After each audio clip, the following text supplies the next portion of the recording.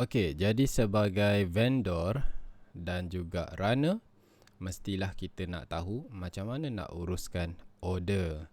Okey, jadi kita akan tunjuk macam mana customer membeli dulu. So, dia akan membeli daripada bahagian makan begini. Contoh saya nak order dekat Founder Cafe, saya punya sendiri. Untuk kita demo. Jadi, kita turun bawah, kita nak order yang ni. Kita add to cart, masukkan satu. So, begini cara customer order. Kemudian dia nak order yang ni pula, add to cart, confirm. Ok, contohlah kita cuma beli dua ni je, tekan bayar. So, customer pun selesaikan pembayaran dia. Dia ambil runner, seterusnya. Kemudian dia pilih alamat, tekan seterusnya. Kemudian penerima, betul dah, tekan seterusnya. So, dia check dulu dia punya bill, RM4.99. Kemudian cara bayar ada dua, sama ada bank transfer ataupun guna wallet. So, kita nak bayar pakai wallet. So, kita masukkan password account kita, tekan bayar. Jadi bila kita tekan bayar, customer akan dapat dia punya record pembelian begini. Okey, so dekat sini dia tunggu runner. Okey, apa yang berlaku seterusnya? So, runner akan dapat tugasan ini. Okey, jadi flow dia macam ni. Bila customer membeli, runner yang akan dapat job dulu, kemudian barulah vendor. Kemudian runner pick up dekat vendor dan runner hantar, selesai. Okey, jadi kita nak tengok bahagian runner macam mana dia dapat job. So, semua notification akan keluar dekat sini. So, kita ada notification untuk vendor, untuk rider, untuk admin, HQ dan founder. Okey, so dekat sini siapa yang jadi rider akan dapat dia akan dapat tengoklah area ni.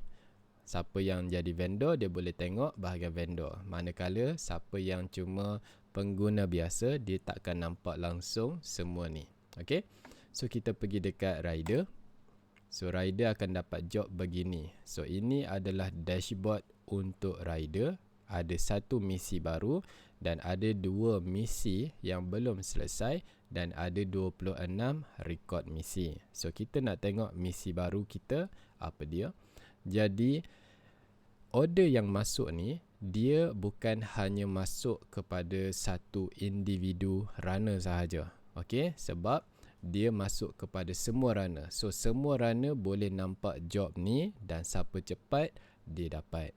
Okey, so contoh Puncak Alam, RM4.99. So, 2.8 km ni adalah jarak daripada kedai ke rumah customer. Okey, bukan daripada jarak kita ke kedai.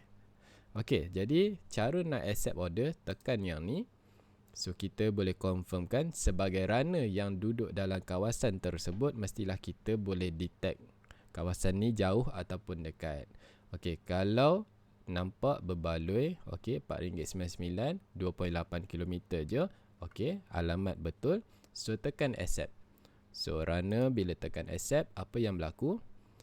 So, job ini akan dibagi kepada vendor pula. So, bila kita dah accept, so sini jadi kosong, dekat sini jadi 3. So, kalau kita tekan dekat sini, so kita boleh tengok 99 Founder Cafe waiting for vendor. So, giliran vendor pula untuk accept order. Okay, so kita pergi dekat bahagian vendor. So, dekat bahagian vendor, kita ada urus order untuk semua kedai kita dekat dalam misi. So, saya ada 2 kedai dekat sini. Sini ada 48 order dan sini pula ada 1 order yang tadi. So, kita pun tekan 99 Founder Cafe. So, turun dekat bawah ni ada new, ada 1 dekat sini. Sini pula prepare, ini pick up dan ini yang dah selesai. So, kita nak tengok yang sini. So, belum accept. So, cara nak accept dia, buka dulu. So, confirm kan? Okey, Miampla Meats. Okey, ada. Kemudian, kerabu Maggi Seafood. Yang ni tak ada. Okey, contohlah tak ada. So apa nak kena buat? Tekan je dekat sini Kerabu Maggi Seafood. Okey, kalau tengok dekat sini harga dia berapa? 64.80 sen. Ini adalah harga profit jualan. Okey, 100%. Kita tak ada potong apa-apa. Ini adalah 100% jualan menu tersebut. Okey, let's say kalau Kerabu Maggi Seafood ni tak ada, so apa yang vendor kena buat? Refund balik yang ni. So macam mana nak refund? Tekan je Kerabu Maggi Seafood ni. So dia akan keluar macam ni. Kerabu Maggi Seafood, sila tentukan kuantiti refund. Okey, so cara nak refund order ni, tekan je anak panah ni, dia akan turun dekat bawah ni. Bila tekan, nampak tak dia keluar macam mana? Dia keluar macam ni. So artinya kita nak refund satu item berharga RM16.9. So kita tekan je kemas gini. So dia akan update. So tinggal profit kita tinggal RM47.90 sahaja dekat sini. Okey, jelas tak? Okey, yang ni pula jadi kosong sebab kita dah refund. So bila kita dah refund, tekan accept. Apa yang berlaku?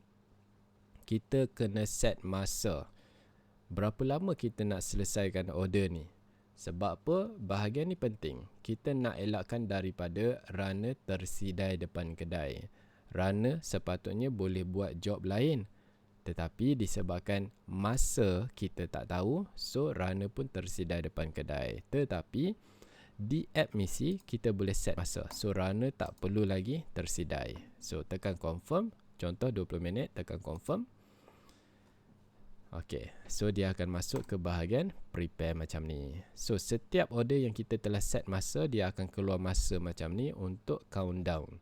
Okey, kita pergi balik dekat bahagian customer. Customer dekat sini record pembelian. So customer akan dapat tahu bahawa vendor set 25 minit 20 minit dekat sini. Kemudian dia boleh tengok, okey, yang ni refund. Okey, so yang dia bayar tadi untuk yang ni telah masuk ke dalam dia punya wallet. Okey, jadi kita pergi dekat bahagian runner. Bahagian runner sebab runner yang akan uruskan seterusnya. So 99 Founder Cafe ni 19 minit je lagi.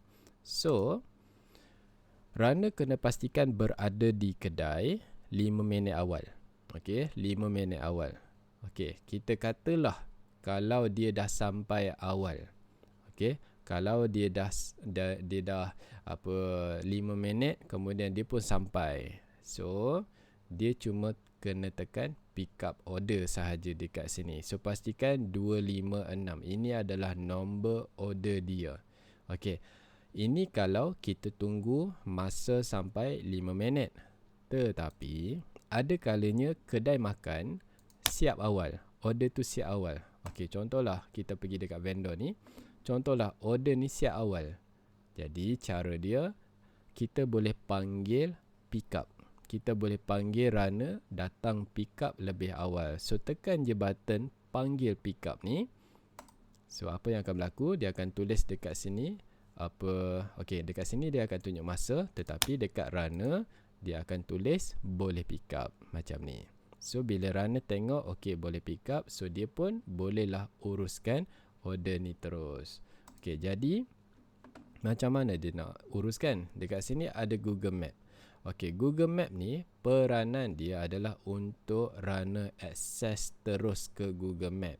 Okey, so bila kita tekan yang ni, so dia akan kita kena buka pakai phone. Saya pakai komputer tak boleh nak tunjuk. Tetapi kalau pakai phone, dia akan terus buka dekat Google Map. Okey, jadi runner pun pick up order. Dia bagi tahu dekat waiter dia punya order 256. Kita tekan sini. So dia pun kena set berapa lama dia nak hantar ke rumah tersebut. Jadi mungkin dia tahu rumah tersebut dekat mana. So dia tahu berapa minit dia akan sampai ke sana. So ini cuma anggaran. Kalau terlebih sikit tak ada masalah. Kalau terawal sikit pun tak ada masalah. Okey, ini cuma anggaran supaya apa? Customer tahu kita dalam perjalanan. Okey, contohlah 5 minit, tekan confirm. Okey, jadi on delivery. bermaksud dekat sini kita dalam perjalanan lah. Jadi bila kita dah sampai dekat customer nanti, cara nak drop off makanan tersebut, diwajibkan untuk upload dulu gambar penghantaran. Kemudian barulah boleh klik drop off. Bila klik je drop off, duit akan terus masuk ke dalam wallet masing-masing. Okey, jadi itu sahaja cara order untuk rider dan juga vendor.